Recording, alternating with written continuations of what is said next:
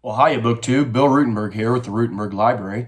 I wanted to come to you this morning with a book haul, a long-awaited book haul. I haven't done a book haul, and it's been a couple of months since I've done an official one. I've picked up a book or two here and there, but not a big book haul. So my wife and I just wanted to get out of the house. Yesterday was my last day of school, and actually Wednesday was the actual last day of school for the kids, and that was a half day, and then teachers had to stay the rest of the day and make sure their grades were all the finalized, and get the classrooms cleaned up, and then we had to come back on Thursday to finish cleaning out the classrooms, and then we always have a big long checklist of things that we have to make sure we have done for going into summer. And things like making sure fees and fines are paid, making sure our inventory is updated, making sure like all our sports equipment was collected, and our jerseys, and just various odds and end things that happen throughout the school year. So anyway, I got done at noon, got to go home, and I got home, and my wife and I, we hadn't been out a whole lot. We've been trying to stay at home a little bit more, with gas prices and stuff like they are, but we decided that what the heck, we got to the end of the school year, and this was kind of a way of us rewarding ourselves, I guess. And so while we were out and about, we first made a stop at Books Revisited, and then we went to the Jesse James Antique Mall, and then we did my wife's shopping. But the first two stops were mine, and that's what this video is going to be all about. And so I wanted to show you, I'm pretty excited about this stack of books, and I did not spend much money at all on this stack. I did real well. Matter of fact, I spent, let's see here, let me figure it up. I spent, what is it, $15 maybe on this. I don't even know if I spent $15, but I got a couple of them for $1 because Books Revisited had a sale. The paperbacks were $2, the hardbacks were $3, and then I got one for free. And then when we were at the Jesse James, they were both, the two books I got there were $3 each. But anyway, did really well for myself, and I wanted to share that with you. So let me go ahead and get started. So the first one that's in the stack actually did not come from either one of those places. This is the only one that did not. This is from our local public library, and they were cleaning shelves, getting rid of stuff that hadn't been checked out in quite a while. And when I peeked over at the shelf of giveaways, I found Abe Lincoln Laughing, humorous anecdotes from original sources by and about Abraham Lincoln. And this is edited by P.M. Zoll with an introduction from Ray Allen Billington. And the introduction, I'm familiar with Billington. I had to do one of my college classes. I had to read a book by him, and I'm going west, or going blank. It was a class on the West, and Cross the Wide. No, that was Devoto. What was it?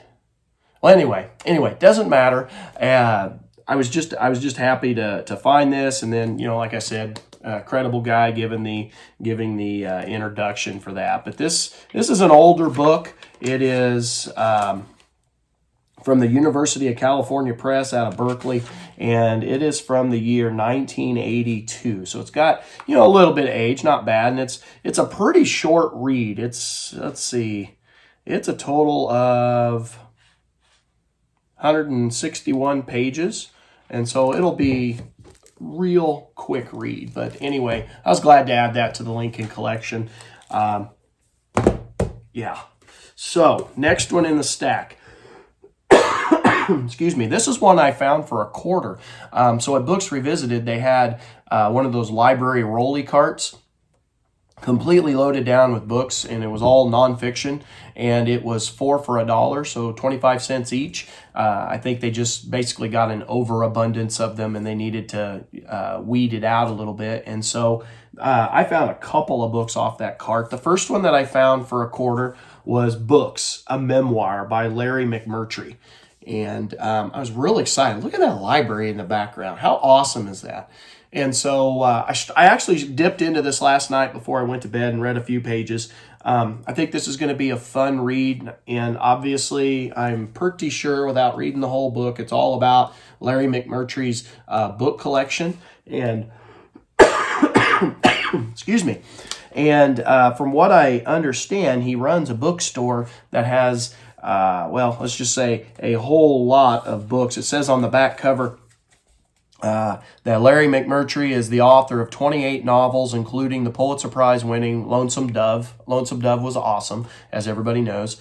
One of the best Westerns ever written. I know there's a couple different booktubers doing some buddy reading on that in the month of June for June on the Range. That's going to be a lot of fun for them. I wish I had time to join them. I've got a whole bunch of pretty big books that I'm in the middle of right now that it is my goal to eliminate them and, or not eliminate them, but, get through them. And I don't think I'm going to be able to partake in June on the Range like I was hoping. I might be able to pick up maybe a couple smaller ones like a Louis L'Amour or something like that, but I don't think Lonesome Dove's going to be on the list. Maybe we can save that one for next year. But anyway, says his other works include 2 collections of essays, 3 memoirs, and over 30 screenplays, including the co-authorship with Diana Asana of Brokeback Mountain, for which they received the Academy Award. He lives in his hometown of Archer City, Texas, where he owns and operates a vast bookstore comprised of nearly 400,000 used, rare, and collectible books. And then I think it said that he had in his own collection at home, was it 18,000 or something like that? It was a big collection, and I'm not seeing the number right off the top of my head. Or I can't remember it right off the top of my head, and I'm not seeing it in the book. But I read it somewhere last night. Maybe it was in the chapter. But anyway, it doesn't matter. He's got a vast collection in his house and in his bookstore, and I am guessing, obviously, that's what the entire book is about. I just read the first couple chapters last night before bed. It's going to be a good one. I'm pretty excited about that. But again, only a quarter, and you can't go wrong with a memoir by a pretty famous person for a quarter. And the book's in like brand new condition. Here's another one. This one would have been a $3 book, but this is by Ira Berlin, who's a very well-known historian of slavery and emancipation and that kind of stuff. And this book is called The Long Emancipation, The Demise of Slavery in the United States. And it's a smaller book as far as, size goes. Here's a normal sized small book. So this one's even smaller. It's probably about the size of a paperback almost. But this is going to be good. We just got done last week in class with emancipation, and so that was, pretty heavy on my mind. I'm not going to read the description of the book because, that's obvious what the book is about. But this is from 2015, so it's a fairly new book, and it was put out by Harvard University Press out of Cambridge. So I'm real excited to dip into this, and it's not a real long book either. It totals at 227, and actually not even that long because that's including notes. Let's see. The book itself is 175 pages, so that'll be a real fast read, but I'm real excited to dip into it. So next book on the stack, I have read before, and honestly, I cannot remember. When I was sitting there staring at it on the shelf, it's in pretty pristine condition. It's pretty brand new, but this is Gettysburg, The Final Fury by Bruce Catton. This is a really small book, but it is very, very good. Very good narrative that Catton put together on the 3-day battle of Gettysburg. And of course, like I said, just got done with that in class, so very fresh on my mind. And I have read this, but I think that I got it from the library. I don't know if I have it in my collection. I could not remember. And so later today or sometime the next day or two, I'm going to have to go digging through my collection and see if I've already got it. But anyway, around it, I will still take it because, like I said, it was only $2. It is in great condition. Read the back to you here real fast. Excuse me. This classic work by Pulitzer Prize winner Bruce Catton, one of the great historians of the Civil War, takes an incisive look at the turning point of the war, when the great armies of the North and South met at Gettysburg in July of 1863. Engaging and authoritative, Catton analyzes the course of events at Gettysburg, clarifying its causes and bringing to life the most famous battle ever fought on American soil. Paying full heed to the human tragedies that occurred, Gettysburg, the Final Fury, gives an hour-by-hour account of the three-day battle, from the skirmish that began the engagement to Pickett's ill-fated charge. Catton provides context for the fateful decisions made by each army's commanders and examines the battle's military and political consequences, placing it within the larger narrative of the Civil War and American history. And so this book was originally done by Vintage, or this is from Vintage Civil War Library from Vintage Books out of New York, and it was printed this is printed in 2013. It was originally done in 1974. So this is one of those narratives that has stood the test of time, obviously. That's why they're reprinting it. I would highly recommend BookTube if you are new to Gettysburg and the Civil War, if you are about ready to go tour the battlefield. This book is short enough that you could read this in a day or two right before touring the battle and have a full feel for what was going on at on July 1st through the 3rd of 1863 when the Battle of Gettysburg was happening. But anyway, highly recommend this book. I have read it before, but I was glad to put it into the collection, regardless if I have it or not already. I'll probably keep both copies. I can get quiet so my wife doesn't hear me on that one. But anyway, the next one that I got, this was from the Jesse James Outlet Mall, and this was a $3 pickup, and this is also, they rearranged the booths a little bit, and they've got some new people running booths that are in the antique mall. And the one booth that I used to get books from all the time is kind of ran a little bit dry. You find one here and there, but I used to find them like 5 and 10 at a time. And I don't know if I just bought out his collection or what, but I always liked it because they were decently priced. $2, $3, $4 is usually about what they ran for, specialty nonfiction titles, and I loved it. But he's ran dry, and the last several times I've went there, I haven't really picked up. I mean, I bet in the last 4 or 5 times I've went there, I've maybe bought 2 books. And so I was wandering around, and like I said, they rearranged some of the booths, and they've got some new people in there. And in one of the other buildings, there's a new booth that's set up that's got a massive collection. Well, not massive, but big for that booth anyway. A couple bookshelves worth of nothing but nonfiction history stuff that I am going to devour if I get a chance to go back again. They're all about $3 a book, but they've got some specialty titles on there about Civil War battles and stuff like that. So I'm really excited that I found that, and I hope that maybe sometime I have a little extra money and I can go back. But anyway, long story short, found a new spot to get books. Very excited about that. Quality books, not just buying them to buy them, but these are quality. And the one that I picked up yesterday in brand new condition, got this for $3.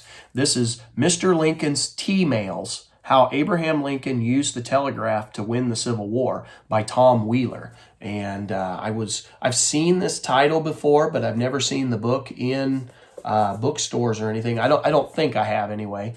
And it sells for, well, it's not too bad price. It's $13.95, but I got it, like I said, for $3, and it's in brand new condition. A little bit of yellowing to the paper, but that doesn't bother me.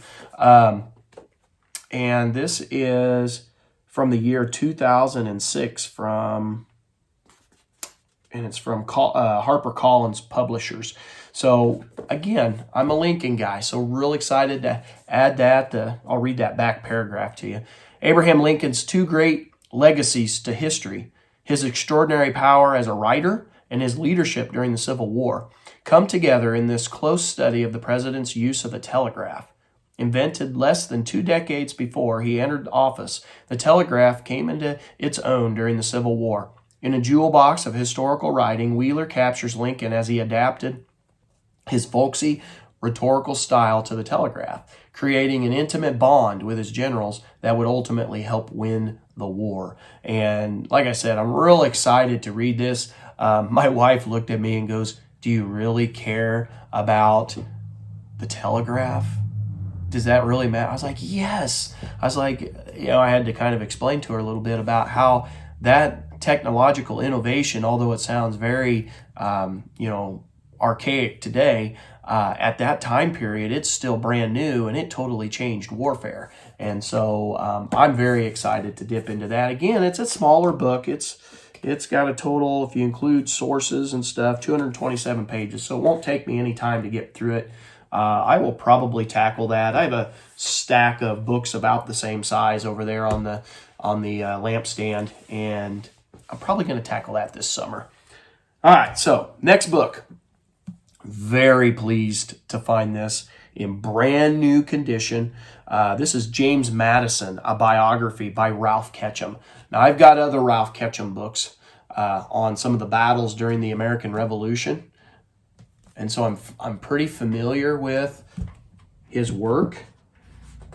I enjoy it, and so I was real excited to get this. It was only $3. This is from the University Press of Virginia, from Charlottesville, also printed in London, it looks like, and it is from 1990. This edition is from 1990, originally published in 1971. But my goodness, this is, I don't know if you can see it there, booktube. It's still got the glossy shine, the little bend at the corner there. You can see it's a little bit, that's from me on accident. That had nothing to do with the bookstore. That was when I was putting it in the car. That was definitely my fault. So I can't complain at all. This is in brand new condition. There's no, dirty marks or anything like that. It looks like it was bought, put on a shelf, and never looked at again. And it's about 753 pages. It's a hefty book. And so I was very, very happy to pick that up. Not going to read anything about it because, it's Life of James Madison. So, yeah. All right, so here's another $3 book that I found, and it's by John Keegan, who is like the master writer of warfare, as many of you know. And it's called The Face of Battle. And this is from Viking Press out of New York, and it is a 1976 book. But here's the cover. It's got a nice library cover on there. It's a discard from the library. It's a little bit older, but that's okay. Let me read this to you. Excuse me, because I know a lot of you like John Keegan. I like John Keegan. And it says, in this major and wholly original contribution to military history, John Keegan reverses the usual convention of writing about war in terms of generals and nations in conflict, which tend to leave the common soldier as cipher. Instead, he focuses on what a set battle is like for the man in the thick of it, his fears, his wounds, and their treatment, the mechanics of being taken prisoner, the nature of leadership at the most junior level, the role of compulsion in getting men to stand their ground, the intrusions of cruelty and compassion, and the very din and blood. Although he ranges over the centuries to the present for examples, and through an awesome body of war literature in his critique of traditional military history, the author devotes almost 2/3 of the book to 3 battles fought about 100 miles and 500 years apart, in a style never histrionic, but intense, lucid, and dramatic. He makes us reflect on whether it was more terrifying to stand under the cloud of arrows at Agincourt, face the leveled muskets of Waterloo, or plod on into the rain of steel at the Somme. Set battles with their unities of time and place may be a thing of the past, but this autonomy of what they were for the men who fought them is an unforgettable mirror held up to human nature. And so very, very happy to add that to the collection. I'm starting to really get a nice set of Keegan books all put in place in my library. So that was nice. Now this next one, I think if you weighed the book, you could literally use it as a doorstop. It is heavy, and I think it's just the paper it was printed on is a heavier stock paper, and the book is about, or not about, but it is 851 pages, but that heavy stock paper and being a hardback, this thing, if you dropped it on your toe, you'd break it. But I was very, very happy. I was real excited when I saw this on the cart, and I got it for $0.25. And it's a hardback book. It is an ex-library, but it's in brand new condition. I would question whether anybody ever even read the thing because there's no finger smudges or anything like that. It's just in awesome shape. So this is Liberty and Freedom, A Visual History of America's Founding Ideas by David Hackett Fischer. And I am always up for a David Hackett Fischer book. I've read a couple of his and thoroughly enjoyed them. And I think this will be much the same. And let's see here. That's a little bit longer. Well, yeah, video's not too long. I'll go ahead and read this one right fast. And then there's just one more thing to show you. Liberty and freedom. Most Americans agree that these great principles are fundamental to our nation. But what do they mean to us? And how have their meanings changed through time? In this strikingly original book, David Hackett Fischer finds that liberty and freedom, two varying ideas, form the intertwined strand that runs through the core of American life. Like DNA, these notions have recombined in new forms with every generation. Fischer examines liberty and freedom in a new way, not as an academic abstractions or political ideologies, but as folkways that are deeply embedded in American life, what Tocqueville called habits of the heart. The words themselves, Fischer finds, had different origins. The Latin libertas implied separation and independence. The Indo-European root of freedom meant rights of belonging in a community of free people. Most Western languages have a word for either liberty or freedom. English speakers have both. The tension between them has been a source of conflict and creativity throughout American history. This book studies American ideas of liberty and freedom as visions of an open society through the symbols they have inspired from the revolutionary era through 9/11. Before 1776, a variety of icons appeared throughout the colonies. New England's Liberty Trees, New York's Liberty Poles, Pennsylvania's Liberty Bells, South Carolina's Liberty Crescents, and the backcountry rattlesnakes that warned "Don't tread on me."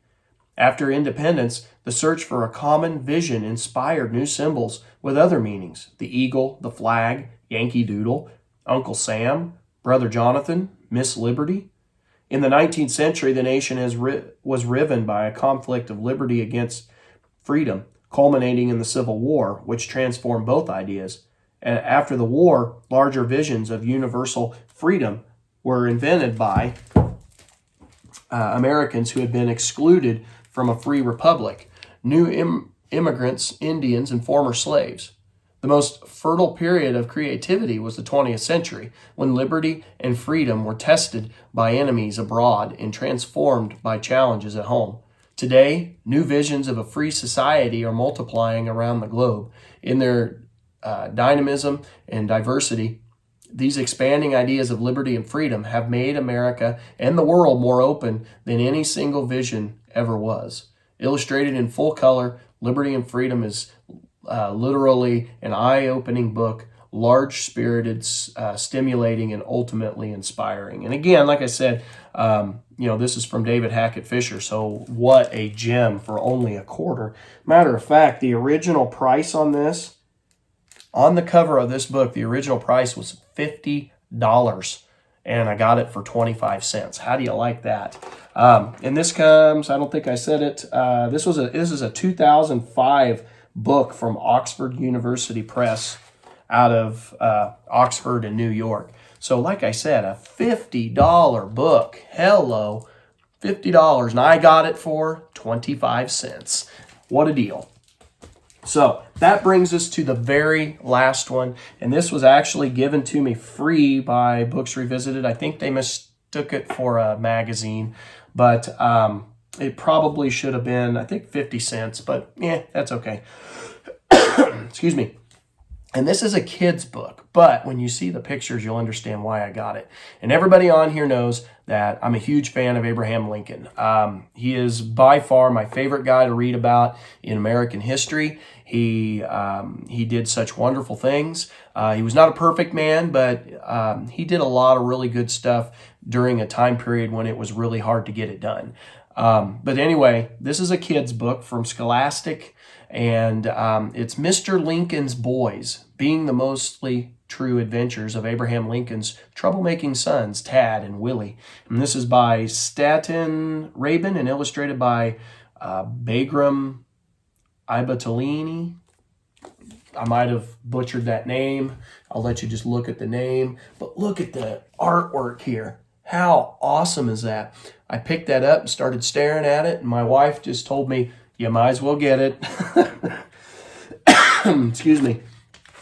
But I want you to look at some of these pieces of art. Look at that. Isn't that fabulous? And then we've got a picture of the Zouave. There's Tad and Willie. Soldiers in the parade. Let's see here. I just all oh, there's a good one. Winfield Scott over here, and then Lincoln and the boys wrestling around. Anyway, you get the idea. The artwork is absolutely fabulous. I have not read it. I will read it to my 5-year-old. Hopefully I imagine she will sit still because of the artwork. The story's a little bit longer, but the way I figure it is, she makes me read longer books of her choice, so now she can read one of my choice.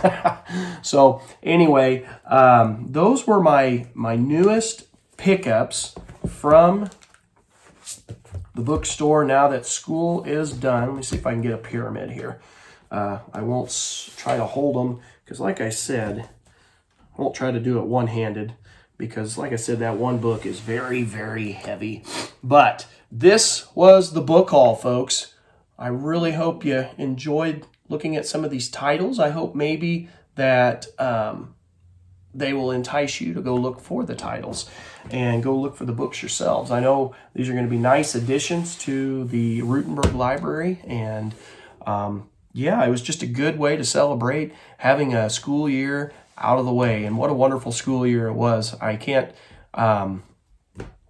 complain about anything. The kids were wonderful. This year's 6th, 7th, 8th grade kids, they were just absolutely fabulous. We had I don't feel we had any major troubles. I mean, you get, kid stuff here and there, but for the most part, we had no major issues throughout the whole school year, and we just had a wonderful, wonderful school year.